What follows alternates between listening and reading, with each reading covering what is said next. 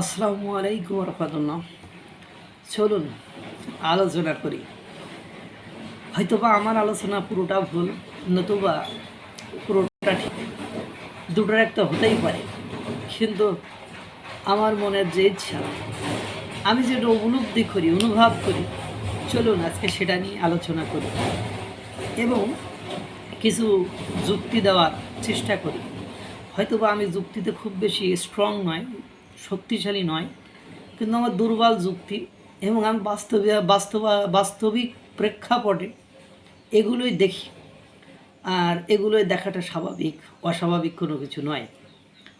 আমরা যদি ভারতের সাথে শত্রুতা করে শান্তিতে থাকতে চাই, পারবো কি? পেরেছেন কি? কেউ কি পেরেছে? একটি দেশ দেখান না আমাকে।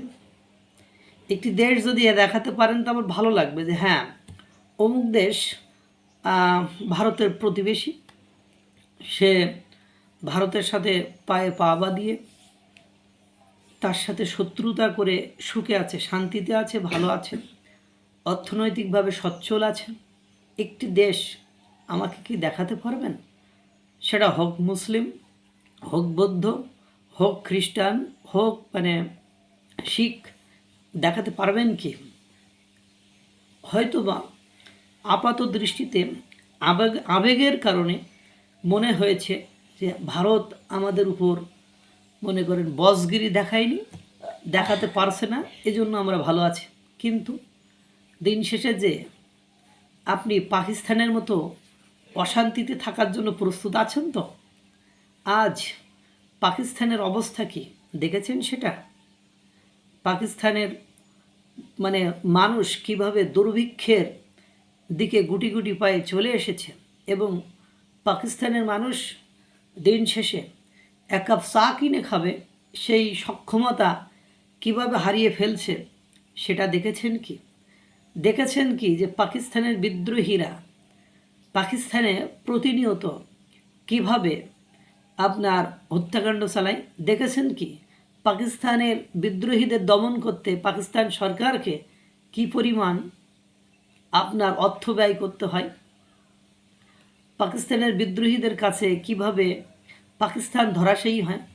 পাকিস্তান হিটলারি করতে করতে বা দাদাগিরি দেখাইতে দেখাইতে এমন একটা জায়গায় চলে এসেছে, পাকিস্তানের অর্থনীতি এখন এশিয়া মহাদেশের সবচেয়ে বাজে অর্থনীতি।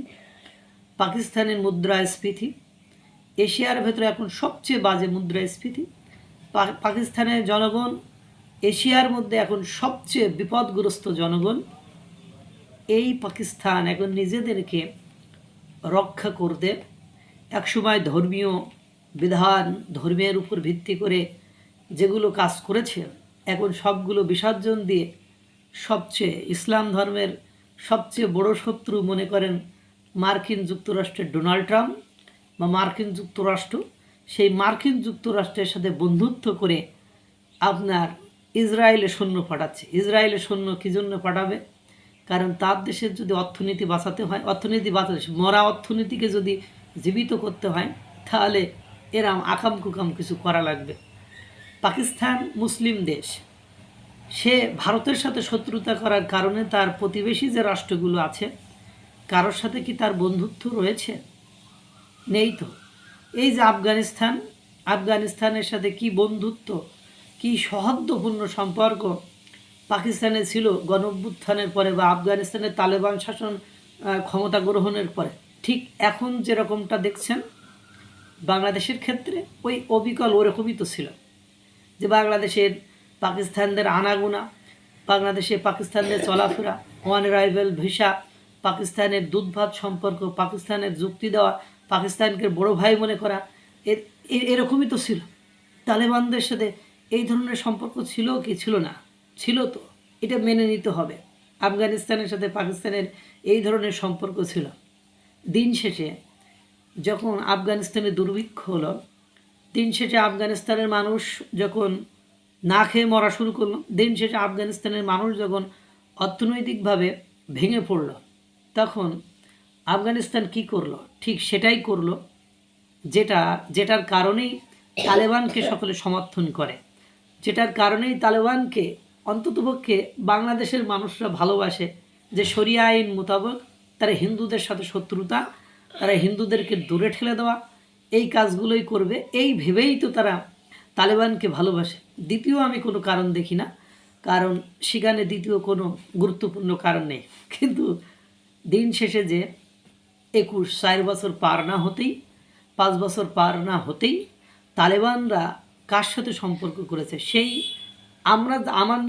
আমরা যাদেরকে চিরশত্রু পাকিস্তান বলি, পাক হানাদার বাহিনী বলি, আমাদের জাত শত্রু বলি, যে আমাদের বাংলাদেশের স্বাধীনতা সার্বভৌমত্ব আমরা যে হানাদার বাহিনীর কাছ থেকে ছিনিয়ে নিয়েছি, সেই হানাদার বাহিনী পাকিস্তানের সাথে দূরত্ব সৃষ্টি করে বুঝতে পেরেছে এই পাকিস্তান সত্যিকার অর্থেই কোনো মুসলিম রাষ্ট্রের কেন কারোরই ভালো চায় না। তাদের মূল লক্ষ্য এবং উদ্দেশ্য শয়তানি করা, অন্যকে খারাপ রাখা, অন্যদেরকে হেনস্থা করা, এটাই তাদের মূল লক্ষ্য এবং উদ্দেশ্য। এটা যখন বুঝতে পেরেছে, ঠিক 71-এ মুক্তিযুদ্ধের আগে বাংলাদেশের যে সিচুয়েশন হয়েছিল ওই রকম কিছুটা ক্রিয়েট করলে আফগানিস্তান বুঝতে পারার সাথে সাথে আফগানিস্তান কী করেছে, তাদের থেকে দূরে সরে যে এই যে পাকিস্তানের চিরশত্রু মানে ভারতের সাথে সম্পর্ক করেছে, এবং ভারতের সাথে সম্পর্ক করার পরই আফগানিস্তানে হামলা পর্যন্ত চালানো হয়েছে পাকিস্তানের তরফ থেকে, পক্ষ থেকে, সেগুলো আপনারা দেখেছেন। তা দেখেন, এখন যখন পাকিস্তান ভারতের সাথে সম্পর্ক করেছে, আফগানিস্তানের সুখের ফোয়ারা প্রবাহিত হওয়া শুরু করেছে, অর্থাৎ আফগানিস্তান তাদের অর্থনৈতিক, সামাজিক, রাজনৈতিক এই বিষয়গুলোতে একটা গুড পজিশনের দিকে যাচ্ছে, এবং আশা করা যাচ্ছে যে অতি দ্রুত আফগানিস্তান বিভিন্ন রাষ্ট্রের স্বীকৃতি পেয়ে যাবে এবং তাদের ব্যবসা বাণিজ্য খুব দ্রুত এক্সপ্যান্ড হয়ে যাবে, আর সুপ্রসারিত, প্রসন্ন হয়ে যাবে, তাদের আসন্ন দিনগুলো ভালো কাটবে।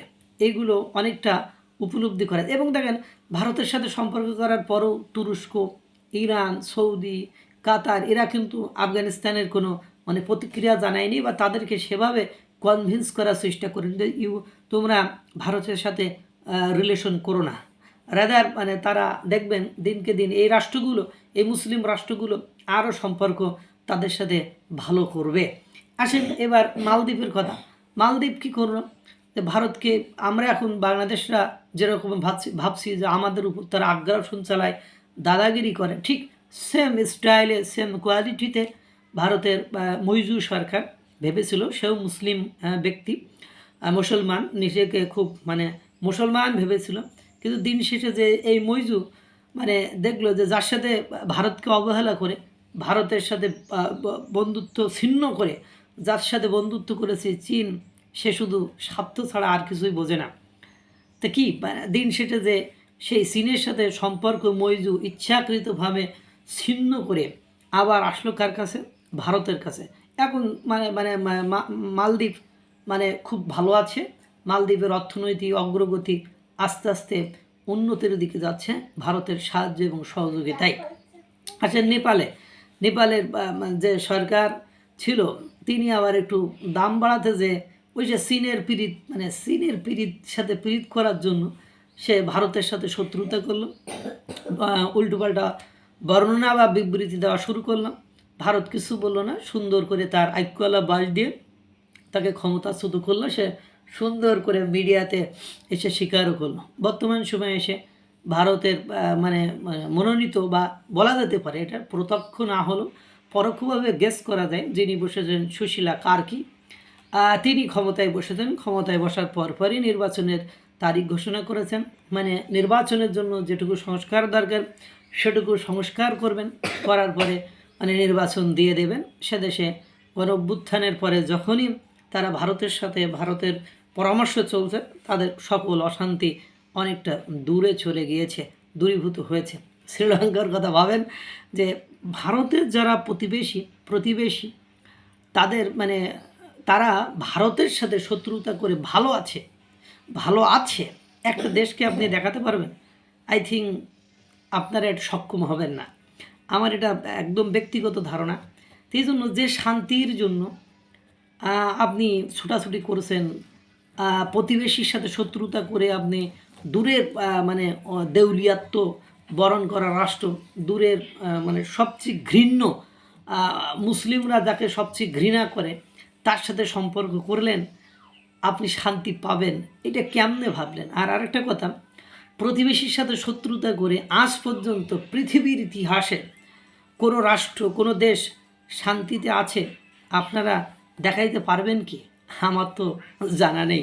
তাই ভারতের সাথে শত্রুতা করে আপনারা শান্তিতে থাকবেন যারা ভাবছেন, তারা আরও কয়েকবার ভাবুন, তারপরে সিদ্ধান্ত নেন। আল্লাহ তাআলা সকলকে ভালো রাখুক, সুস্থ রাখুক। আসসালামু আলাইকুম ওয়া রাহমাতুল্লাহ।